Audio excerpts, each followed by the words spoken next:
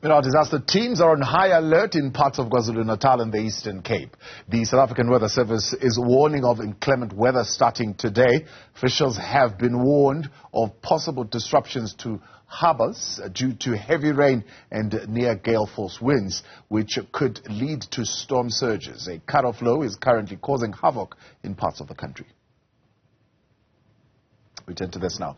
Over 500,000 suspects have been nabbed through the police's Operation Shanela. Police Minister Bheki Cele revealed earlier on while campaigning has yielded some results, more work needs to be done to address rampant crime. Newzroom Afrika's Zola Sholwana reports. The top brass at the South African Police Service say areas with high crime rates in the country will receive more resources in a bid to stem rising crime levels. This was revealed during a briefing by Police Minister Bheki Cele, in which they announced that hundreds of thousands of suspects have been arrested for various crimes across the country since the inception of Operation Shanela 11 months ago. Suspects, criminals, have been removed from society and brought before the court to answer for their alleged. To be exact, this is 507,000 suspects that have been arrested in 11 months since the launch of Operation Shanela on the 8th of May last year. Cele also highlighted other successes and singled out the arrests of suspects connected to the killing of rapper Kenan aka Forbes and his friend Tebello Dips Mutswane.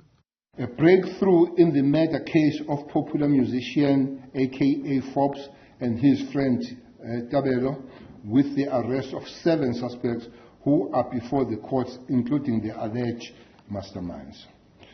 Cele has also reiterated calls for police officers to not hesitate to protect themselves against violent criminals who are often armed to the teeth. Earlier this year, the police revealed that 140 officers were killed in the past 4 years, and Cele says this must change. The ministry and SAP's management remain resolute in the support for the men and women in blue who are at the cold face of the hardened criminals. Our message is clear.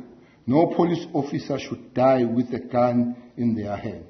We call on the police to remain vigilant, protect communities and protect themselves.